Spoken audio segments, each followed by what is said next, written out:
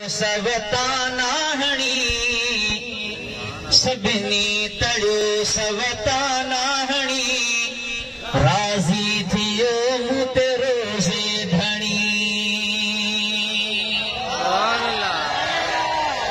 हाणे इहे बे अब्दुल जेके ॿिए कंहिंखे रोज़े धणी सॾीनि था, हाजी साहिब बाबा छा आहे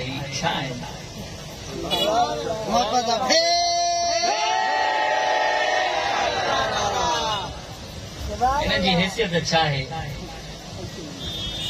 मोहब्बत आहे तव्हांजी, अल्लाह से तव्हांखे ख़ुशि रखे, पर इहे मुनासिब कोन हूंदो आहे जो मुंहं ते मथे ते इहे पवनि। हबीब करीम सल्लल्लाहु अलैहि वसल्लम जा प्यारा उम्मती हो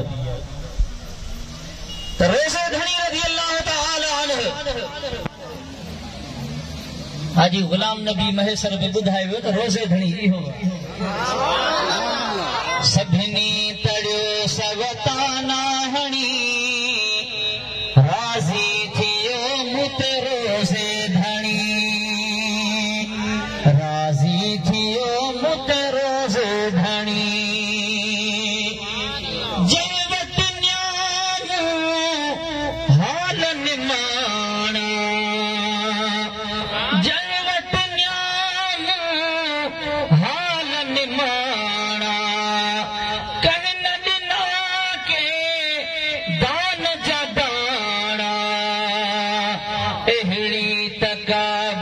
किस्मत बणी, अहिड़ी तका बदकिस्मत बणी, पर राज़ी थियो मूं ते रोज़े धणी, राज़ी थियो मूं ते रोज़े धणी।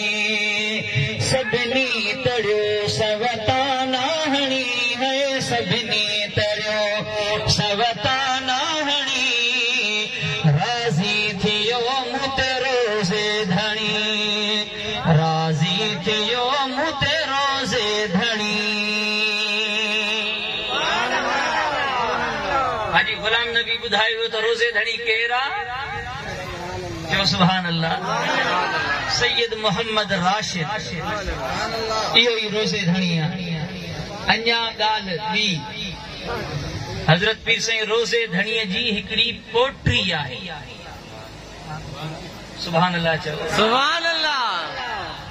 पीर साईं रोज़े धणी रज़ी अल्लाह तआला अन्हु जिन जो फर्जंद सैयद शाह नवाज शाह रहमतुल्लाह तआला अलैहि, उन्हीअ जी बचड़ी हज़रत रोज़े धणी रज़ी अल्लाह तआला अन्हु जी पोट्री, उन छा चयो? सुभान अल्लाह चयो त ॿुधायां। फरमाए थी रोज़े वारे जहिड़ो जाम नथो थींदो न को आहे,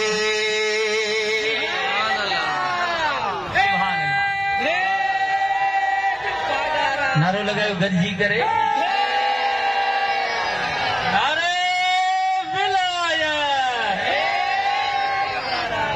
रोज़े वारे जहिड़ो जाम नथो थींदो न को आहे। रोज़े धणी ॿियो थींदो ई कोन। सुभान अल्लाह, ज़ोर सां चओ सुभान अल्लाह। रसूली राह तेरा सिख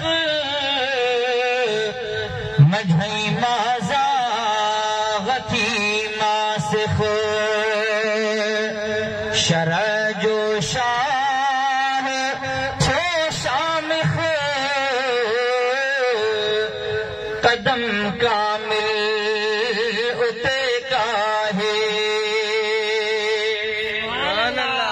वलीउल्लाह वहदानी जंहिंजो कोन्हे को मटसानी,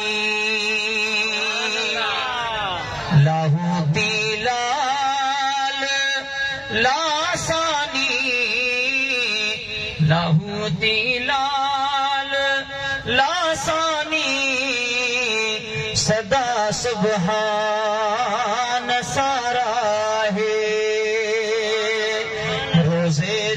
रोज़े वारे जड़ो जामे न छो थींदो न को आहे रोज़े धणी को थियो न को थींदो रोज़े धणी सैयद मोहम्मद राशिद आहे बेशक ऐं हज़रत पीर साईं छट धणी बादशाह उन्हीअ में रब करीम में एॾियूं त खूबियूं रखियूं हुयूं पाण फरमाईंदा हुया त रब करीम जो मूंसां वॾो फज़ल सुभान अल्लाह सुभान अल्लाह छा फरमायो त रब करीम जो मूंसां वॾो फज़ल आहे पाण फरमायाऊं अल्लाह ताला जी ज़ात बबरकात जो मूंसां एतिरो वॾो फज़ल आहे जो ज़िंदगीअ में जंहिंखे बि मूं अॻिते करणु चाहियो अल्लाह ताला जी ज़ात बबरकात बि उन्हीअ खे अॻिते करे छॾियो सुभान अल्लाह हज़रत छट धणी सरदार जी इन्हनि महिरबानियुनि में रब करीम उहे बरकतूं रखियूं हुयूं त जंहिंखे छट धणी सरदार अॻिते करे उन्हीअ खे अल्लाह तबारक व तआला पंहिंजे फज़ल ऐं बाझ सां नवाज़ींदो हुयो जेकॾहिं दुनिया में कंहिंखे बि का दुनियावी हुजे चाहे दीनी का ॻाल्हि हुजे जेकॾहिं उन्हीअ खे कंहिं बि शइ में मदद घुर्बल हूंदी हुई त उनखे यकीन हुयो त किंगरी हाउस जो चक्कर लॻाए अचां त बेड़ा ई पार थी वेंदा ज़ोर सां जो सुभान अल्लाह अञा मोहब्बत सां जो सुभान अल्लाह पाण फरमायूं हिकिड़े भेरे त शरीयत जो मूंखां वधीक पाबंद केर थो थी सघे या तमामु वॾी ॻाल्हि त शरीयत जो पाबंद मूंखां वधीक केर आहे शरीयत जो पाबंद हज़रत पीर साईं छट धणी बादशाह जंहिं हमेशह पंहिंजे पाण खे लिकायो सम्झो था छा कयो पंहिंजे पाण खे हमेशह लिकायो ऐं अॼु वरी माण्हू घणा जेके न ॿिया हूंदा आहिनि गैर असांजा नौजवान असांजा नवां जेके आहिनि से उहे उन्हनि जी सुहबत में था अचनि पोइ वरी माण्हू अजीब ग़रीब क़िस्म जा यार इहो कहिड़ो पीर आहे जेको घोड़नि जी डोड़ करे जेको पतंग उॾारे लगड़ उॾारे अहिड़े क़िस्म जा दुनिया में सवाल थींदा आहिनि असांखां सवाल थींदा रहंदा आहिनि त इन करे मां हिन जी वज़ाहत थो कयां त माण्हू अहिड़े क़िस्म जा सवाल कंदा आहिनि मां सिर्फ़ु हिकिड़ी ॻाल्हि मलफूज़ात शरीफ़ जी तव्हांखे ॿुधायां इहो हमेशह जे लाइ तव्हांजे लाइ सबक़ आहे त अल्लाह ताला जा वली पंहिंजे पाण खे लिकाईंदा कीअं आहिनि सुभान अल्लाह चओ हज़रत रोज़े धणी रज़ी अल्लाह ताला जी मलफूज़ात शरीफ़ में ज़िक्र मौजूद आहे पाण फरमाइनि था त हिकिड़ो अल्लाह वारो हुयो उन्हीअ जो हिकिड़ो मुरीद हुयो जेको पंहिंजे मुर्शिद वटां फैज़ वठी करे सुठे मक़ाम के वञी पहुतो उन खां बाद में मुर्शिद खां इजाज़त घुरियईं त महिरबानी कर मूंखे इजाज़त ॾे मां फिलाणो शहर थो वञा घुमण महिरबानी कर मूंखे इजाज़त ॾे हज़रत रोज़े धणी रज़ी अल्लाह ताला अन्हु इहो मिसाल बयान फरमायो पाण फरमायूं त उन पीर पंहिंजे मुरीद खे इजाज़त ॾिनी त वञ इन शहर जा जेके टे तरफ़ आहिनि फिलाणे तरफ़ बि भले वञा फिलाणे तरफ़ ऐं फिलाणे तरफ़ भले वञा पर इन शहर जे हिकिड़े तरफ़ न वञा सम्झो था हिकिड़ो तरफ़ ॿुधाईसीं इन पासे न वञा बाक़ी तुंहिंजी मर्ज़ी आहे टई तरफ़ भले जिते वणे तिथे घुम पर इन तरफ़ न वञा हिकिड़ो पासो जेको ॿुधायईं हज़रत रोज़े धणी फरमायो त उहो उनजो मुरीद घुमी फिरी टे जेके हुया पासा उहे घुमी जेॾीमहिल पहुतो हिकिड़ी जाइ ते दिल में ख़्याल थियुसि त हिन पासे खां मुर्शिद अलाए छो झलियो आहे ज़रूर एॾाहीं कुझु त आहे छो न भला मां ॾिसी अचां वरी उनखे ख़्याल थियो शैतान उनखे बरगलायो मुर्शिद करीम जे हुक्म खां इनहराफ़ी कयईं पोइ हलियो वियो उन पासे जो वियो ॾिठईं त हिकिड़ो नेक मर्द अच्छी दाढ़ीअ सां ऐं सफ़ेद लिबास सां ईअं चङो भलो हिकिड़ो ठाहू को हमरा आहे, पर जेको कमु करे पियो सो शरीयत में जाइज़ कोन्हे। सम्झो था? जेको कमु कई पे उहो शरीयत में जाइज़ न हुयो। हिन जी जीअं जो हुन ते नज़र पई त उते ई हिनखे दिलि में बदगुमानी शुरू थी वई त वञ जवान त कहिड़ो ठाहू को आहे, हेॾा पटका दाढ़ियूं वग़ैरह इहे सभु कुझु कमु वरी कहिड़ो पियो करे शरीयत जे ख़िलाफ़। त उन जेको हुयो उहो शख़्स उन हिनखे लफ़्ज़ चयो त भलावे बूदा, मलफूज़ात शरीफ़ में आहे। उन हिंदी में पंहिंजी ज़बान में हिनखे लफ़्ज़ चयईं भलावे बूदा। अहिड़ो लफ़्ज़ जो चयईं सही परेशान थियो। वरी थोरी देर खां बाद में वरी ॾिठई हिनखे, हिन वरी ॿ टे भेरा हुनखे इहे लफ़्ज़ चया। मोटी आयो, ठीकु आहे, पाण ॼाण। वापसि मोटी आयो, मुर्शिद सां अची करे इहा ॻाल्हि कयईं। सम्झो था? अची करे मुर्शिद सां ॻाल्हि कयईं त क़िबला तव्हां जा जेके टे तरफ़ इजाज़त वारा हुया उहे त घुमी आयुसि, पर जंहिं तरफ़ खां तव्हां मना कई हुई मां बेअदबी करे हुक्म जी नाफ़रमानी करे उन तरफ़ खां बि थी आयो आहियां। त हज़रत रोज़े धणी रज़ी अल्लाह ताला ने फरमायो त मुर्शिद उन्हीअ खे चयो त इहो जेको शख़्स हुयो इहो शरीयत जो बाक़ाइदा अमल कंदड़ आहे। इहा ज़ाहिरी तोखे जेका ॻाल्हि नज़र आई आहे इहो सिर्फ़ उन्हीअ मलामत वारे मामले में पंहिंजे पाण खे लिकाए रखियो आहे, न त इन बुज़ुर्ग जो जेको अल्लाह ताला जी ज़ात बाबरकात सां राबितो आहे, जेको रब करीम जो क़ुर्ब खे मिलियल आहे, उन जी का हद ई कान्हे का। एॾो त रब करीम जो इहो मुक़र्रब आहे। इहो ज़ाहिरी तरह सां जेको गैर शरई कम तोखे नज़र पे आयो इहो सिर्फ़ मलामत जे मामले में पाण खे लिकाए तुंहिंजे अॻियां ई ज़ाहिर थियो हुयो, न त हूअ कतई तरह सां ईअं कोन्हे को। इन पंहिंजी विलायत खे लिकायो आहे। ऐं मुर्शिद उन्हीअ खे चयो त इहे जेके लफ़्ज़ उन बुज़ुर्ग तोखे चयासीं मूं ॾे हिकिड़ो न्यापो मोकिलियो हई। छा कयईं? मुर्शिद जे लाइ चई इहे लफ़्ज़ तोखे कोन चया अथसि, इहो मूं ते न्यापो मोकिलियो अथसि। इन लफ़्ज़नि में उन बुज़ुर्ग मूंखे न्यापो मोकिलियो त अहिड़े बेअदब खे मुरीद कयो अथई। अल्लाहु अकबर।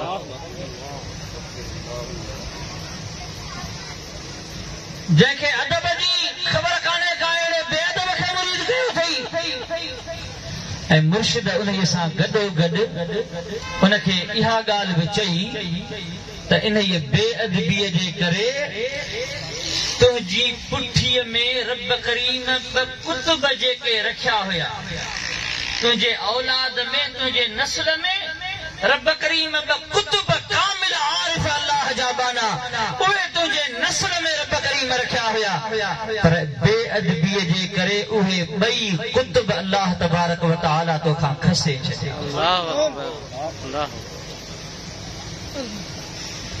हबीब करीम सल्लल्लाहु अलैहि वालैहि वसल्लम जा प्यारा उम्मतियो तई चयो वेंदो आहे त ज़ाहिरी तरह सां हीअ ॻाल्हि आहे, पर ख़ुदा जो कसम आहे कि साईं छट धणी बादशाह रज़ी अल्लाह तआला अन्हु जे रब करीम जे मेहरबानियुनि ते केर नज़र करे त अकुल हैरान थी वेंदो आहे त इहो कहिड़ो अल्लाह जो कामिल माण्हू आहे जेको साल अॻु में जेका ॻाल्हि चवे थो केतिरा साल गुज़री वञनि बाद में उहा ॻाल्हि पूरी ईअं ई थी रही आहे जीअं छट धणी फरमायो।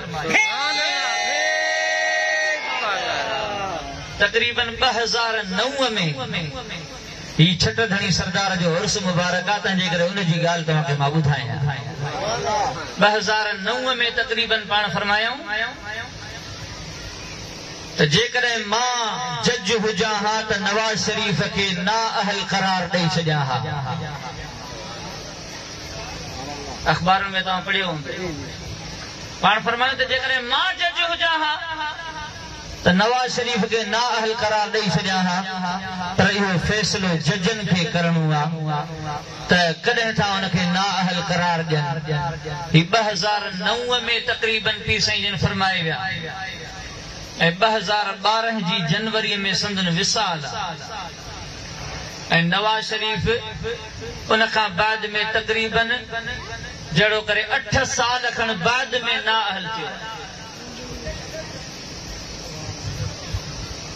अंदाज़ो लगायो त उहो ई कुझु थियो जजनि उनखे वज़ारत उस्मा जी कुर्सीअ तां लाहे करे उनखे ना अहल कराए उनखे ज़लील कयो।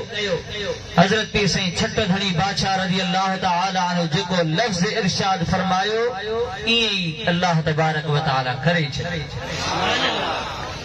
पाण जंहिंजे लाइ जेका ॻाल्हि करे विया उहा ईअं ई थी। MQM जे लाइ पाण फरमाया उन जे टाइम ते जॾहिं MQM अच्छे कारे जी मालिक हुई, सम्झो था, मुल्क पूरो उन्हनि वटि यरगमाल बणियल हुयो।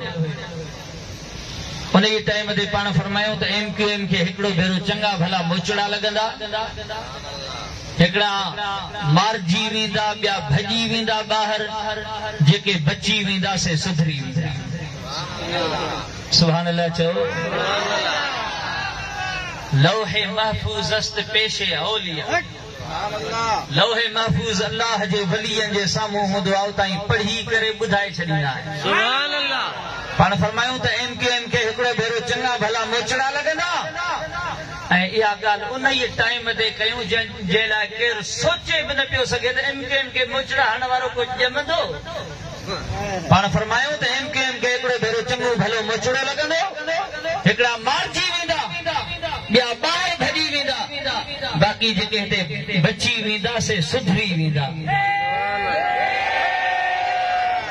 अॼु ॾिसो त MQM खे ॾिसो, रिढ खे ॾिसो कहिड़ी शराफ़त सां पिया हलनि। समझो था न। हज़रत पीर साईं छट धणी सरदार जी ज़बान अल्लाह करीम सच करे छॾी।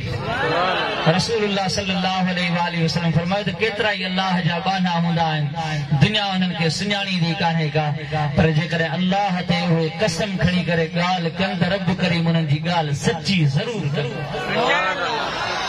दुआ कयो त अल्लाह तबारक व तआला पंहिंजे महबूब जे सदके में असां सभिनी खे छट धणी सरदार जे फैज़ मां फैज़याब थियण जी तौफ़ीक़ नसीब फरमाए। आमीन बिजाह नबी अमीन सल्लल्लाहु अलैहि वसल्लम।